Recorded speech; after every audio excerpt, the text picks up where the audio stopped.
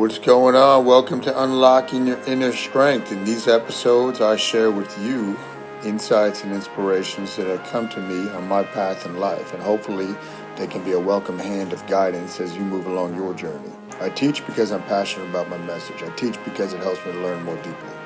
Thanks for sharing a few minutes of your time with me for this week's episode, and without further ado, here is this week's show.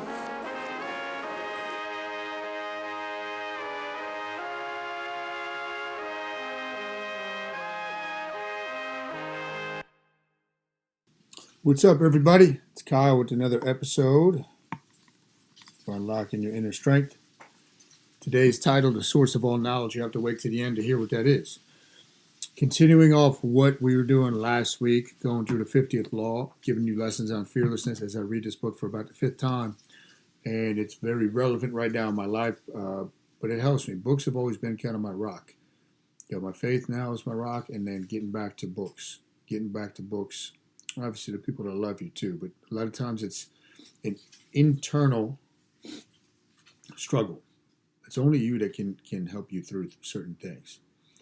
But before we get to that, I like being honest with you guys. Got a lot of great things going on in my life, a lot of exciting things. But let's see, from like Halloween weekend, I knew the next 2 weeks were going to be a little bit insane. We had a lot of stuff going on with the businesses last week, and I can't even think what we did every day. We had soccer Saturday. Friday we had a Halloween. The week before we had a Halloween event for the Flemington Gym over at a distillery. Then you had a Halloween weekend, and then last weekend we had our big fall fest at the estate. Great turnout. So thrilled the way that went. A lot of planning, a lot of teamwork on that. We had something last Friday. I can't even think what it was. Oh, we had a wedding last Friday. So real busy weekend. This week, we got the Heart Seminar tomorrow. We got our 80s dance on Friday night. So a lot of planning and prep. And when I thought about it, when we had all this stuff at once in the calendar, I'm like, you'll deal with it when it gets here. You do what you can. And there was a little bit of fear regarding, right? How are you going to pull this off? Usually you try to do one thing and it's okay, but everything is going great so far. So really good stuff. Now, a lot of people ask me my recommended reading list. This book is definitely up there. The 50th Law is one of my top 5 books. If you go to kylenewell.com, I think you can still download my top 10 books, my reading list. It should be right there in the bottom. But continuing, I'm going to be going over pages 20 to 24. I'll kind of read you some of my notes and then tell you personal experience with it. You try to apply it to you as far as how it resonates with your life. And some of these underlines and whatnot and brackets were from when I first read it in 2011. So pretty cool. And some of it's new. As you read stuff more and more, you have new insights with it. The good thing, though, about when you read, if you make notes and underline, if you want to go back and read it, you don't necessarily have to read the whole book. I am reading the whole book again because I'm getting a lot out of it. But you could just go back and read your notes. So keep that in mind. The fearless types are able to conquer this fear. They fascinate us by how far they will go with their conventionality. Can't be unconventional. I think you've seen that somewhere. Normally, it is hard to hold our attention. We shift our interest from one spectacle to the next. But those who fearlessly express their difference compel our attention on a deeper level for a longer duration, which translates into power and control. By being fearless, if you start working on this muscle, people are going to be magnetized to you. You're going to be a better leader because of that. Fear does not mean, or I should say courage doesn't mean you don't feel fear. It's acting despite the fear. Me and Devin were up like 4:30 this morning. She happened to be up. I got up to pee, probably because I knew she was up. And I wound up staying up, and we were talking about a lot of this mind map stuff and all that. And it's very important to know how your brain operates. That's why I love mind map. Very important because it works with every relationship in your life, and then you can also use it when you're going through stuff in your life. Right? Your brain has an operating system. It's not that different from person to person. Some people train it more than others, just like their bodies. That's the only difference. Through their mindset, remember we're talking about the fearless types, they convert a negative, unexpected event into a positive and opportunity. Take a negative, you turn it into a positive. That's reframing. There's always something that you can twist around from anything that happens to you. The only thing you can control is up here. It's your attitude. I thought this was a new one I put next to my childhood thoughts. I just wrote down, but having a brush with death or being reminded in a dramatic way of the shortness of our lives can have a positive therapeutic effect. Our days are numbered, and so it is best to make every moment count, to have a sense of urgency about life. It could end at any moment. The fearless types usually gain such awareness through some traumatic experience. When I was 7 years old, we had just moved to New Jersey, found out, and I've talked about this many times, that our neighborhood friend from Michigan died. I think he was 10 or 12 years old, of an aneurysm. And it scared the bejesus out of me. For the next 3 years, I obsessed over death. I know my parents were very worried at that time. I would come home, I would cry every single day because I could not, like school was almost an escape for me because I was just in this mental prison and I could not get over the finiteness of life and the fact that just thinking on a physical plan, right? I didn't have the spiritual awareness or the faith to guide me through that at that age. I couldn't get over the infinity of when the physical body passes on. I cannot fathom it in my head. And it was really tough, but that stuck with me. And I think it's benefited me greatly in my life, realizing that I'm okay with that because I've obsessed over it for so long. And I went through all those phases where I actually was scared of it and whatnot. But when you realize that, you can act with a different sense of urgency in life and more of a carefree attitude in life. Realize this is meant to be fun. You know, it's meant to be a struggle, but it's also meant to be fun. You can think about that being that it's meant to be a struggle. I'll let you think about that. Being conservative, for instance, can force you into a corner in which you are more likely to lose what you have in the long run because you also lose the capacity to adapt to change. We're going to talk about getting soft. Don't get soft. Don't be too conservative. Remember what got you there. And ironically, even though this is Robert Greene and kind of 50 Cent's life, a lot of this mixed in here. Excellent book, like I said. What you see with a lot of musicians, in my opinion, especially rap, you know, I used to listen to a lot more rap. After they make it, you look at 50, you look at Eminem, you look at some of the other, from more so from my era. After they get out of the streets or whatever it is, in my opinion, they get soft, they get complacent, and the music does not have the same edge, and they start to please a different crowd. Just keep that in mind.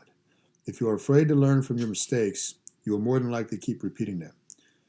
Your fearful attitude encloses you in an invisible prison, and there you will remain. You deliberately put yourself in difficult situations, and you examine your reactions. In each case, you will notice that your fears were exaggerated, and that confronting them has the bracing effect of bringing you closer to reality.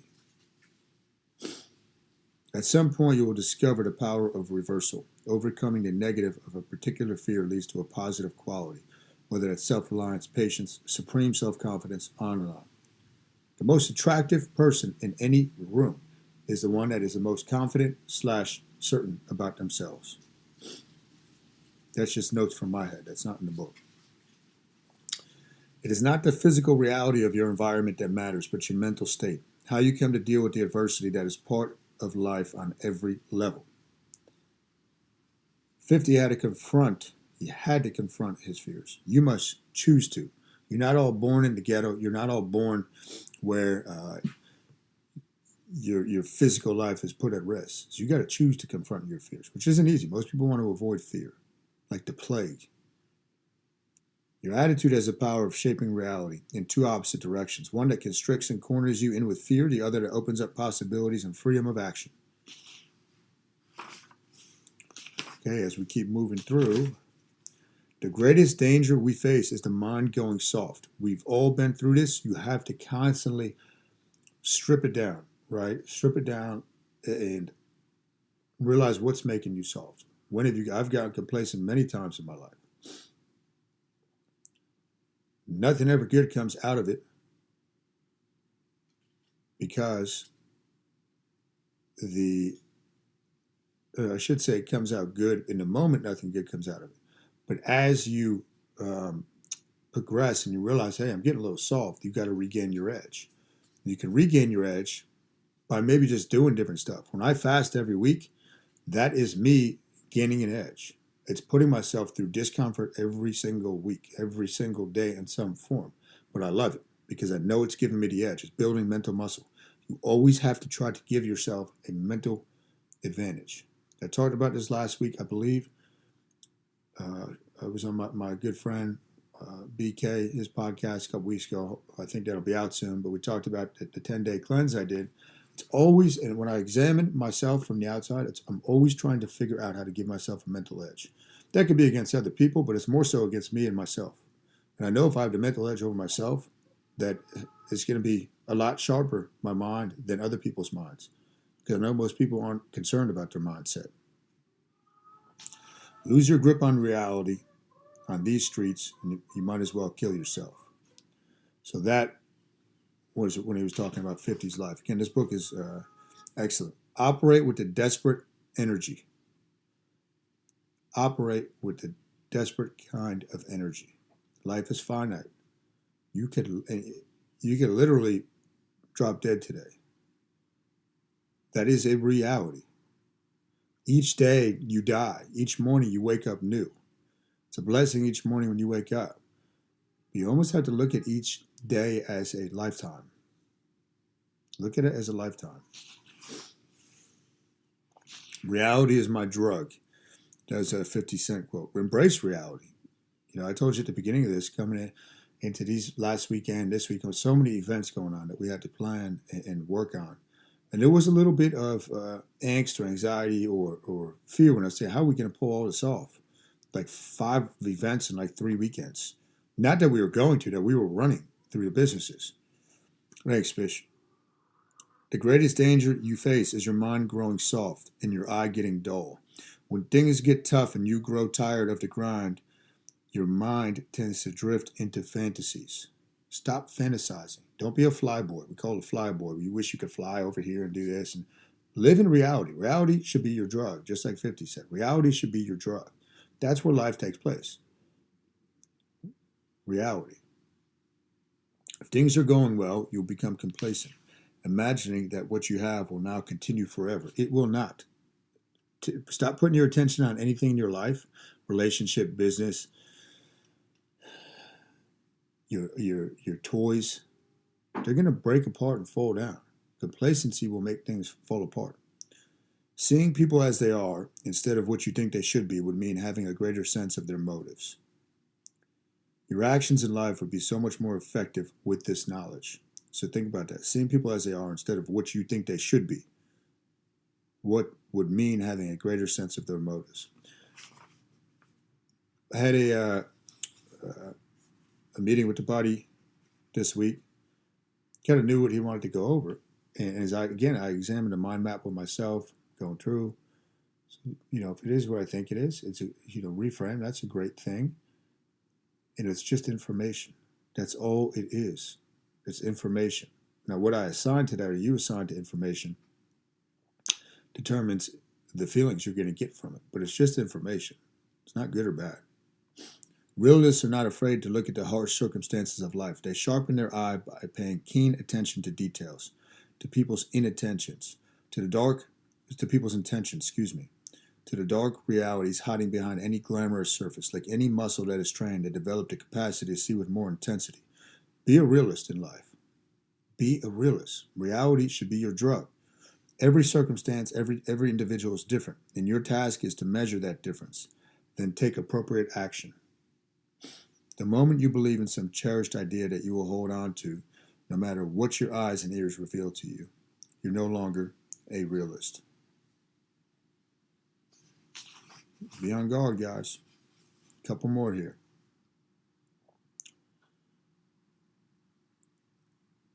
Let's see. Okay, and this is the source of all knowledge. This part. Okay, and I believe this is from Socrates. His superiority, he realized, was that he knew nothing. because they told him he was the wisest man in the world. He said, "It can't be right." And as he talked to people, kings and all these magistrates or whatever you call them, these people that are higher up, he realized he was wiser than them all. But he knew his superiority was that he realized that he knew nothing. This left his mind open to experiencing things as they are. When you experience things as they are, not as you wish they should be or you project upon them, that is the source of all knowledge. Experience. That is the source of all knowledge. Constantly empty your cup. That is one of the guiding principles. And I'll probably take a break from the fearless stuff next week or make an extra episode about your life's principles, because I had a mind map with a friend and client last night. We were developing his life's principles, and that's such an important thing to do that most people go to their grave and they don't even know what their life's principles are. They don't know what their life's philosophy is. So that's super important. Let's finish this up right here. 2 more notes I had. Just imagine for a day that you do not know anything, that what you believe could be completely false. Force yourself to hold the opposite opinion or see the world through your enemy's eyes. Listen to the people around you with more attentiveness. See everything as a source for education, even the most banal encounters. Imagine that the world is still full of mystery. Be curious, guys. There's a lot of mystery out there, a lot of things we don't know. Sometimes luck or serendipity is more a function of the openness of your mind. So as you can see, pages 20 through 40, a lot of good stuff in there. Embrace fear because it's always going to be there. But remember, fear is based in the future. The future doesn't exist. Only the now exists. When the future gets here, it's now. Keep that in mind. If the future doesn't exist, fear doesn't really exist besides up here. All right, that's all we got for you. If anybody is around this Friday, we have the 80s dance. Just finished putting together the playlist for our DJ. It's going to be awesome. Really pumped about it. It's going to be a great time. Something I wanted to do forever with the gyms. And that's that, guys. Hit the thumbs up, hit the like button, and leave a comment or hit the share button if somebody can really use a lesson about fear in their life. Somebody that you know that might be struggling. You wrote for today's episode. I appreciate you and your time, truly. I'm humbled and honored if you made it to the end of this episode. Don't forget, you can go to kylenewell.com for your free ebook written by yours truly on getting started with fasting, infused with 5 mind map principles never before seen. This is something I have not given out to anybody else that'll help you see the light when it comes to your fasting journey and creating better health, both physically and internally. Remember, it's all about the mind, body, and spirit. Until next week, peace.